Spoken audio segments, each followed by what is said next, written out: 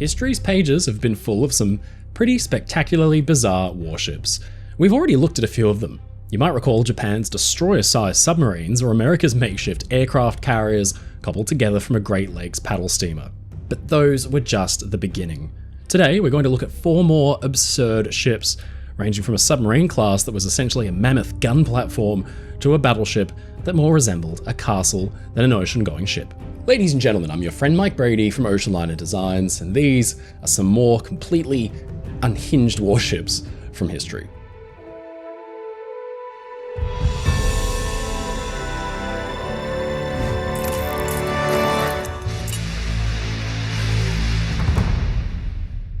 Last time we had a good look at Japan's I-400 class submarine, and today we're going to have another look at an unhinged submarine class, but this one's from England and it completely broke with convention. Now we all know the traditional recipe for a First and Second World War era submarine is for a relatively small maneuverable vessel with a light deck gun. Of course, the defining feature of a submarine is its ability to submerge, often for long periods of time, hours on end.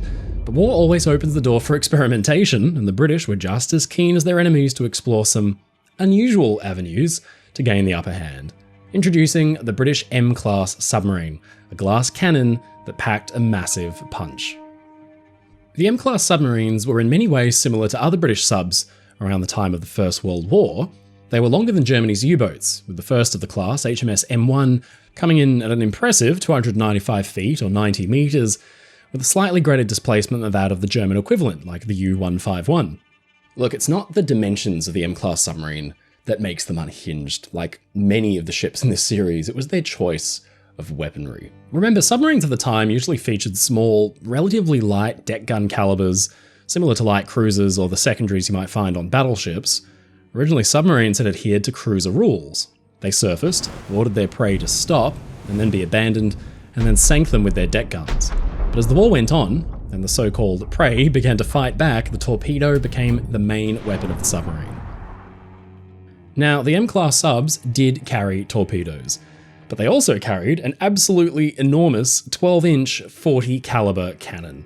Now, for those of you who aren't big gun aficionados, this 12-inch gun had a bore length of a whopping 480 inches over 12 meters, about the length of a bus.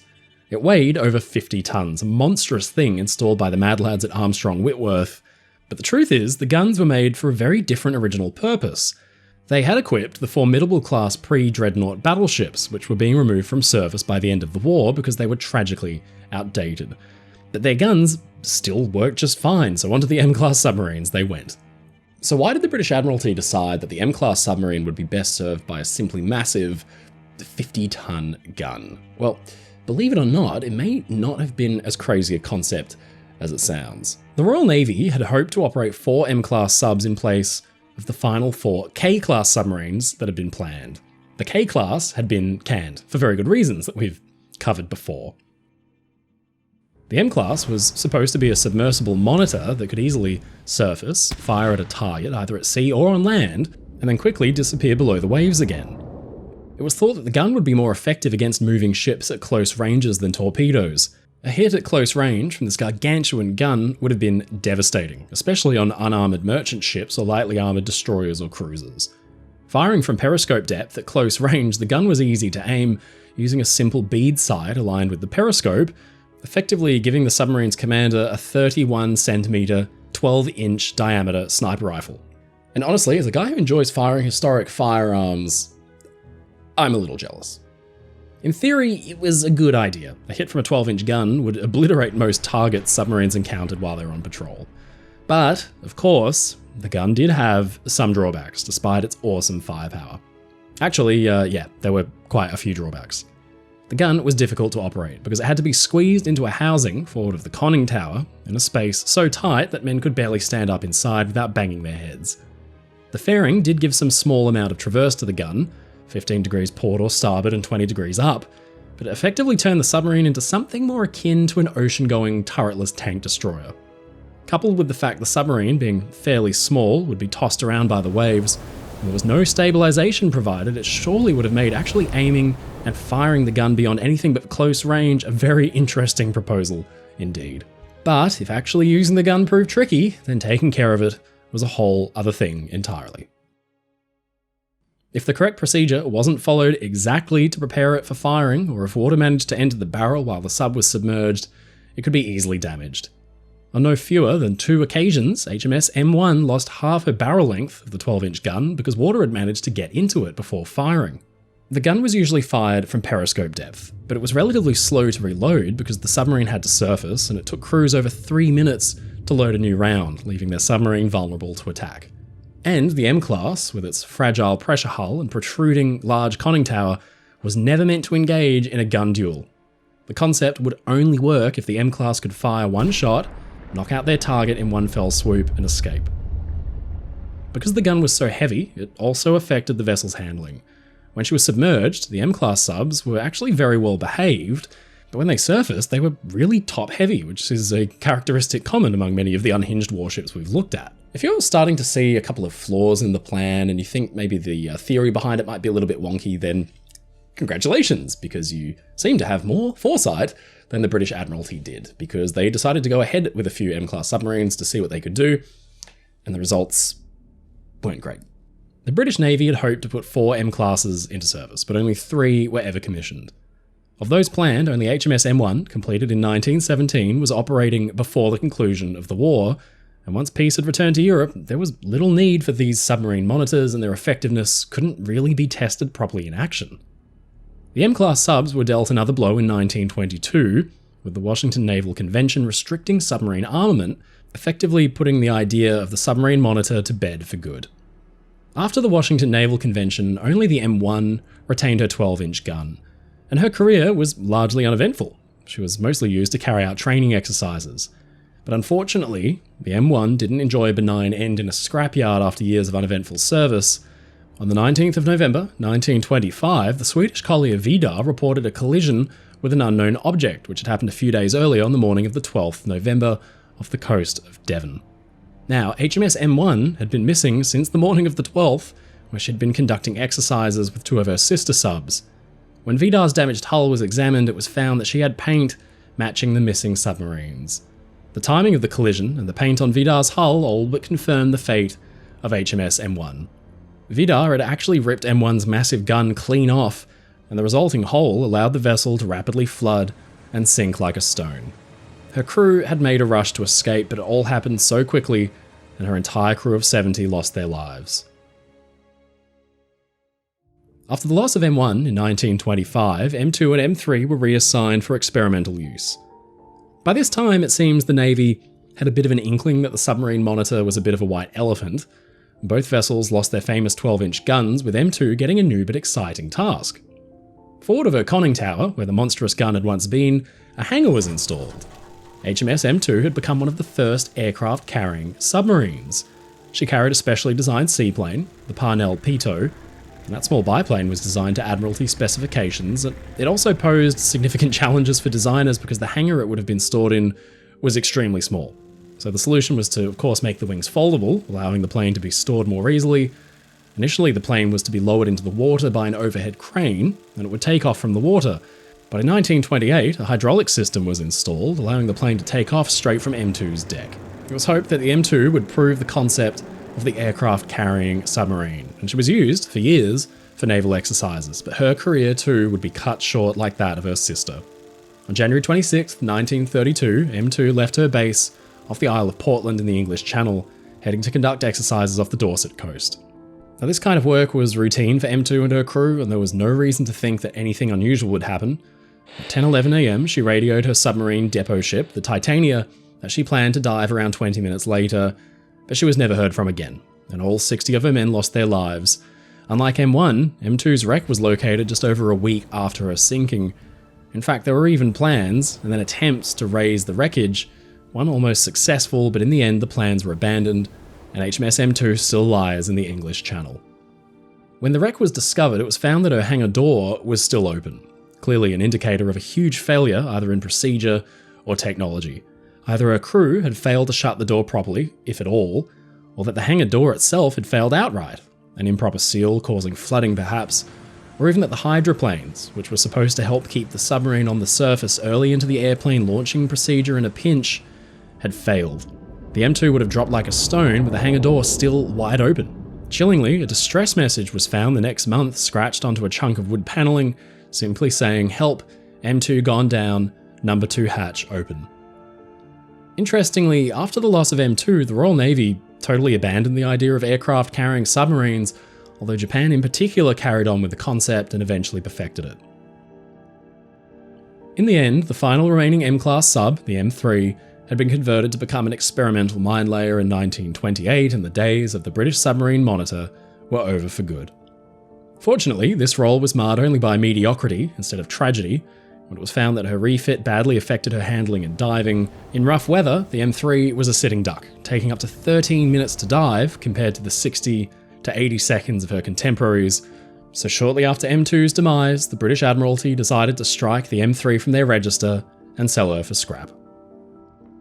The M-class subs never got to realise their potential in battle, and maybe, just maybe, that enormous 12-inch sniper rifle could have done some damage in exactly the right set of circumstances. But it seems fairly unlikely, and today they exist only as a distant memory of a time when a massive gun on a fairly small submarine seemed to make a good deal of sense. There must have been something in the water at the British Admiralty during the First World War, because they were obsessed with going overboard on big guns. It resulted in a series of weird and wonderful ships. The Lord Clive Monitors were among the best of them. Launched in 1915, HMS General Wolfe wasn't an overly unique or special ship in her early days. The final of 8 Lord Clive class monitors, she was typical of a monitor for the time. Fairly slow, a lumbering vessel that was designed to hug the shore and rain down fury on the coastline with her enormous gun. So there was nothing overly unique about the General Wolfe's initial configuration, because monitors were a very well-established class by that point, and navies across the globe were investing in them. She wouldn't get a moment in the sun until the end of the war, after a dramatic refit gave her one of the biggest guns to ever go to sea. Displacing just under 6,000 tons, a little over 330 feet or 100 metres long, the Lord Clive class were built to supplement Britain's Abercrombie class monitors. Now, generally speaking, monitors of the time were a fairly quick and easy way of getting big battleship caliber guns to sea if the opportunity arose. The Abercrombie class were armed when the Bethlehem Steel Company of the US sold the 14-inch guns which had been intended for installation aboard a cancelled German-made Greek battleship, so it was truly an international affair. To bolster the effort, it was decided that the old Majestic-class battleships should be retired from service, meaning that the Admiralty suddenly had a nice surplus of 12-inch guns. To get them out to sea, the Lord Clive class was designed and built to field the guns. Although their range was officially limited to around 13,700 yards, it's about 12.5 kilometres. With a little creative positioning of the guns, the elevation could be increased to strike targets out to 21,000 yards or 19 kilometres. Now keep that in mind, because soon the last of the class, the General Wolfe, was going to be given an impressive upgrade. As the 8 ships entered service, they were sent throughout the Mediterranean, the English Channel and the North Sea, with General Wolfe being used along the Belgian coast to cause as much disruption to the occupying German forces as possible. When they entered service, the Lord Clive class's 12-inch guns were more than sufficient for the task, with General Wolfe seeing intense action through 1916 and 1917. She was extremely useful as a coastal bombardment ship because the situation suited her design so well. There, just ashore, lay all the German defensive works and the artillery batteries that General Wolfe and her kind could hit with relative ease thanks to spotting from aeroplanes. But despite her success as a monitor in 1916 and 1917, as is the case in wartime, there's always a bigger gun. And in this case, the guns were coming from Germany, with 17-inch coastal guns being installed at the Deutschland battery at Breden in Belgium in 1917. The British needed to respond, and respond they did. Around the same time as the Deutschland battery was proving a nuisance for the Royal Navy, Admiral Reginald Bacon of the Dover Patrol had convinced the Admiralty of the need for larger guns for some of his monitors working off the Belgian coast. Now this is where the General Wolfe, and her sister, the Lord Clive for that matter, got very interesting and very unhinged. The General Wolfe, the Lord Clive, and the Prince Eugene were all earmarked to receive a simply astounding 18-inch, 45cm BL Mark I naval gun in 1918. This was the largest gun ever fitted to a Royal Naval vessel. In fact, it's second only to the guns of the mighty Japanese battleship Yamato. These monsters could fire a 3,320 pound, that's a 1,500 kilogram shell, at 2,420 feet, or 740 meters per second.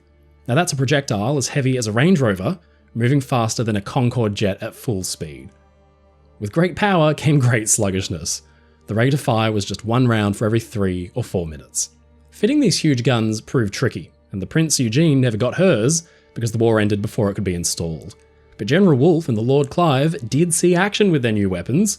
Permanently pointing to starboard, the 18-inch gun dominated the vessel's stern and essentially had to be boxed into a mount that weighed, in total, a whopping 384 tons. But General Wolfe and Lord Clive retained their 12-inch guns as well, meaning that these 300-foot, 6,000-ton ships were arguably the most overgunned vessels for their size in the world at the time, capable of throwing a combined weight of 5,020 pounds, nearly 2,300 kilograms of metal with each salvo. The huge 18-inch weapons could lob shells some 40,000 yards, or 36.5 kilometers. But the usefulness of the guns was short-lived despite the considerable effort it took to install them. General Wolfe's gun was installed in July 1918 and trialled in August. She was returned to the Dover Patrol that month, and she saw no action for a while. During this time, thanks to that monumental gun which had significantly altered the shape of her stern, the ship came to be known, affectionately, as the Elephant and Castle, a reference to a well-known Victorian English statue of an elephant with a castle on its back from a pub of the same name. By late September, fighting had ramped up across Western Europe again, and the war was in its final throes with the Entente's 100 Days offensive absolutely devastating German troops. As on the land, the Allies were ramping up their attacks against the Germans from the sea. With the campaign reaching its crescendo, HMS General Wolfe finally had the chance to use her unhinged armament. The morning of the 28th of September, General Wolfe was anchored off the coast of Belgium alongside 3 divisions of monitors, when at around 7:30 am, her massive 18-inch gun came alive, firing 52 shells, a total of 172,640 pounds. That's 78,000 kilograms of metal, some 36,000 yards, or nearly 33 kilometers. Her target was a railway bridge well inland, and she earned herself a few records in the process of trying to knock it out, and the shelling still stands as the longest distance of its kind in Royal Navy history. Despite her service and her impeccable record, the General Wolfe and the other monitors weren't very useful at the end of the war. There was a general feeling that such a terrible conflict would likely never happen again, and if it did, it wouldn't occur for a long time. Now, today we know that this was fairly optimistic. It was unfortunately misplaced optimism, but the Lord Clive class had served their purpose as far as the Admiralty was concerned, and General Wolfe was earmarked to be scrapped in 1920. She was sold to Thomas W. Ward, a steel and engineering firm in Sheffield. She was broken up in Hale in 1923. Her massive 18-inch gun was saved though, since it had been taken off in 1920 and used for testing, until it was also scrapped about a decade later, something the British may have come to regret doing just a few years after that. Unlike so many of history's weird and wonderful warships, General Wolfe was actually fairly successful, especially when compared with the M-class subs. While she may have not directly hit the railway bridge in Belgium, she played a vital role in the Dover Patrol for the best part of 3 years, both without and with her giant gun. Usefulness aside, it can't be argued that the small monitor with the big guns trained to the right was a truly unhinged-looking design indeed.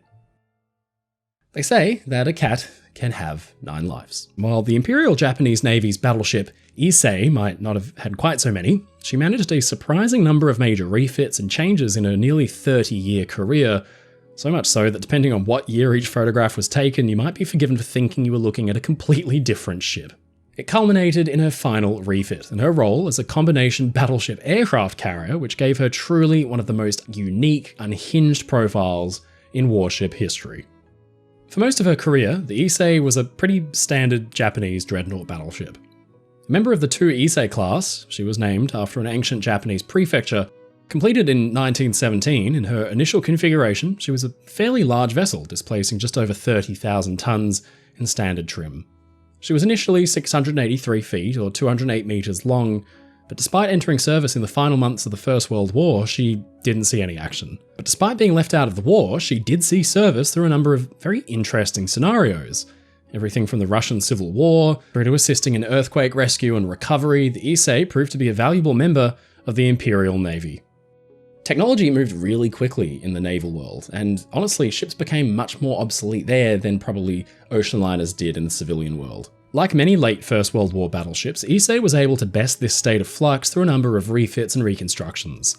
Her first refit was carried out in 1927 and then 1928, when modifications were made to her superstructure.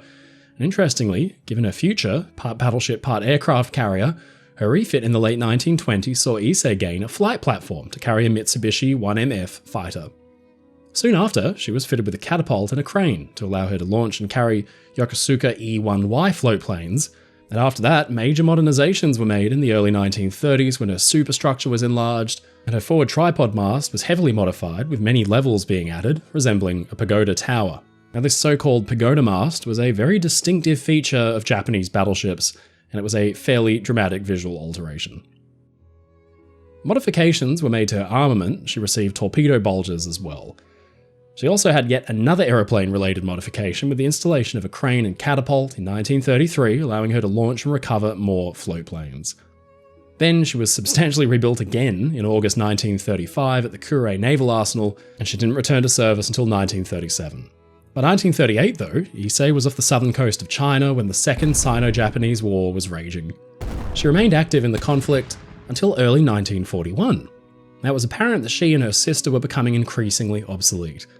While they were fast and agile at the time of their completion back in 1917, now, 20 years later, the Ise class was slow and outgunned, despite all of those modifications. Now, if it weren't for the Battle of Midway in 1942, Ise's end might have come much quicker at the hands of salvage yards striving to keep Japan's hungry war machine sufficiently fed with steel. But then, much larger events intervened. The Battle of Midway was a critical victory for the Allies. It's exactly what they needed at exactly the right time, but Japan's losses were crippling. The Japanese had wanted to remove the United States as a Pacific power, and just 6 months after the Pearl Harbor attack, they were planning an attack on another US military base at Midway Atoll. The assault came on the 3rd of June 1942, but the Americans had broken Japan's codes, and they were anticipating it, with the United States Navy waiting for the Japanese to come. During the battle, 4 of Japan's precious aircraft carriers, thousands of men and hundreds of planes were lost. The Americans weren't unscathed. They lost 1 carrier themselves, and well over 100 men, but their victory made it apparent to the Japanese that America wasn't going away anytime soon. In the aftermath of Midway, the Japanese Navy was in desperate need for more aircraft carriers, which had proved themselves to be the most crucial assets at sea. The decision was made to convert Ise and her sister ship Hyuga to hybrid aircraft carriers to at least somewhat make up for the losses at Midway. Now, it might seem a bit short-sighted to replace full aircraft carriers by just adding small flight decks to obsolete battleships, but the Japanese desperately needed platforms for all their planes, and quickly. Almost as interesting as the Ise and Hyuga's strange new conversion were the planes they were actually intended to carry, some 14 Yokosuka D4Y torpedo bombers and 8 Aichi E-16 float planes for reconnaissance and observation. The Yokosukas were modified to be catapulted off, but they couldn't land on the small flight deck. Unless there was a conventional carrier or a base nearby, the pilots were on a one-way mission. Because Ise had lost 2 of its turrets and their associated guns in the conversion, her main battery was reduced to just 4 14-inch or 356cm guns, which was still an impressive arsenal, and her anti-air defense was heavily bolstered with dual-purpose 12.7cm guns, dozens of 25mm guns, and a battery of 12.7 anti-aircraft rocket launchers being added. The result was a bizarre-looking ship with a very busy forward end and a flat kind of hunched back behind it. The new hybrid carriers emerged in late 1943, only to be used for training for most of 44. But despite the expense in converting them, they only saw action in the latter part of the war, when in October 1944, Ise, as part of the 4th Carrier Division, was involved in the Battle of Leyte Gulf, the largest naval battle of the Second World War. Leyte was a last-ditch attempt to thwart the Allied invasion of the Philippines, with almost all remaining Japanese naval vessels playing a part. Under the command of Admiral Jisaburo Ozawa, the 4th Carrier Division was intended to act as a kind of northern decoy to allow the main body of Japanese vessels to amass from the south and the west. Despite Ozawa's intention that the 4th Carrier Division should be easily found and draw the Americans away, the Americans were preoccupied with actually defending their positions from other Japanese attacks, so the 4th Carrier Division was actually the last to be found by the Allies. Then, on the morning of the 25th of October, American forces finally engaged the 4th Division to devastating effect. In fact, Ise and Hyuga weren't even carrying any planes at the time, and they were lucky to survive. The Battle of Leyte Gulf was essentially Ise's final chance at glory, but she was still important to the Japanese war effort. By 1945, the Japanese Navy was devastated, and critical supplies for industry were running low.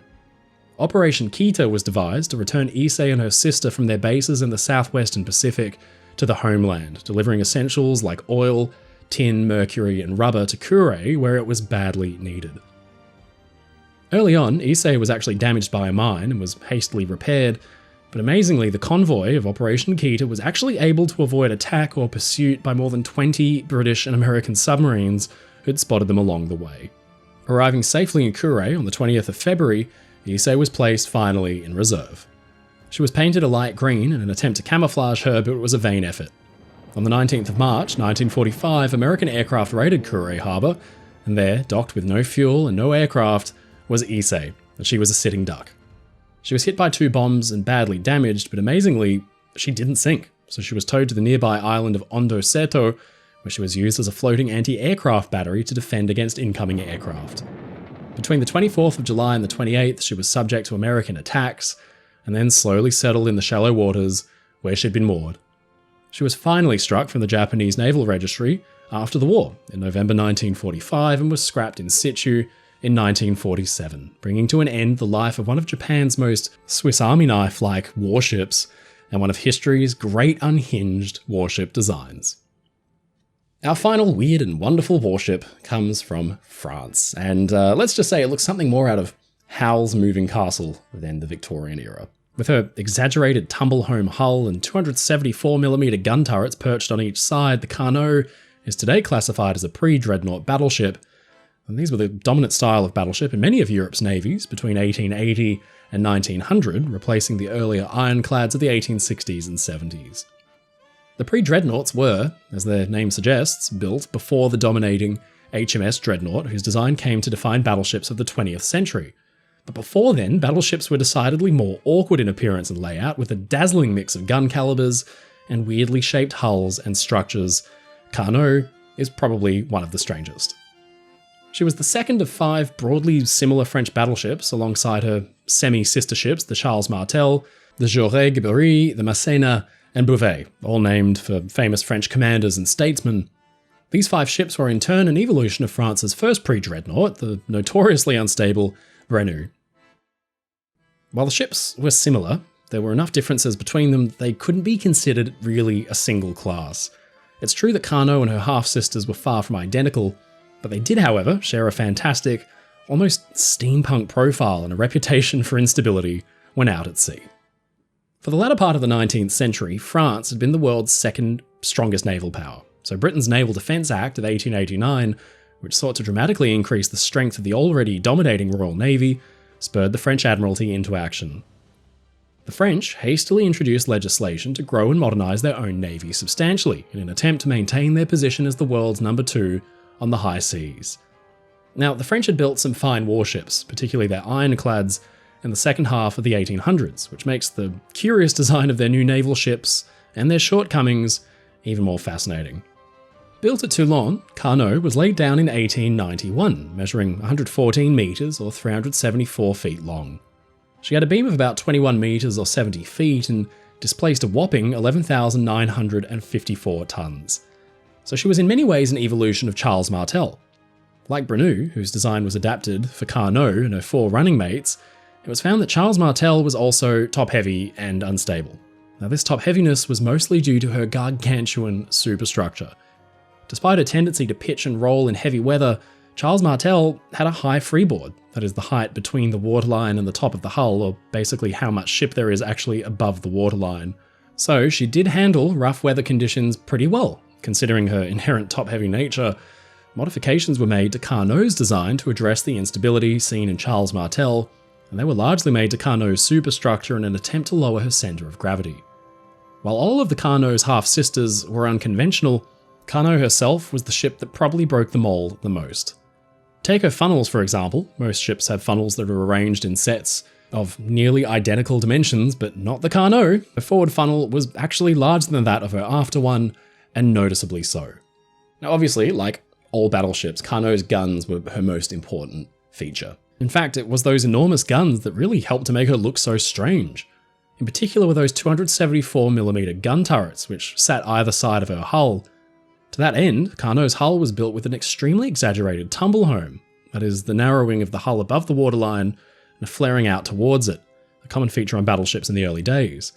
But Carnot's tumble home was something else, presumably intended to give the ship ample stability while reducing the weight higher up. Built into her hull were a vast number of portholes and windows. It's almost as though she was designed to look like a battleship of the late 17th century with gun ports dotted along her sides. Of course, drilling holes in a battleship isn't probably the smartest move, and the portholes weren't to Carnot's advantage, dramatically reducing the effectiveness of her watertight compartments and her armoured protection. Her foremast, perched atop her turret-like bridge, gives the impression of a turret on a castle. The whole effect is a ship that seriously looks like a floating fortress, and when underway, with her funnels absolutely belching smoke, she could even be thought to resemble a factory.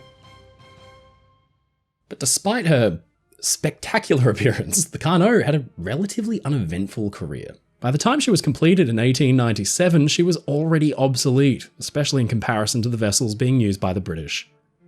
Her first role after being commissioned into the French fleet was to steam with two of her half-sisters, Charles Martel and Jaurès Guibéry, to join with the great European navies in the International Squadron. A major conflict was brewing on Crete, with uprisings against the island's Ottoman rule escalating. The role of Carnot off Crete was minor. She spent the rest of her career alternating between the French Navy's northern and Mediterranean squadrons. By the end of the 1900s, Carnot was becoming even more out of date, especially once Britain's incredible HMS Dreadnought redefined battleship design totally, as well as construction. But it wasn't just Dreadnought that placed Carnot at risk of scrapping. France had begun introducing the much more modern Danton-class battleships in 1911. In fact, the rate of design improvement was such that by January 1913, Carnot was nothing more than a spare, and she would have looked like a relic from a bygone era.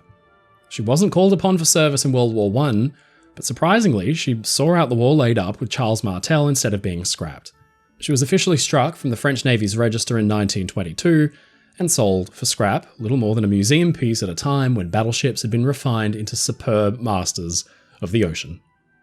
Now look, it's probably easy to imagine France's enormous floating castle, with the guns just strapped onto her side, as maybe a failure. She was hardly used as a battleship, notoriously unstable, and sat through the largest conflict the world had seen idly.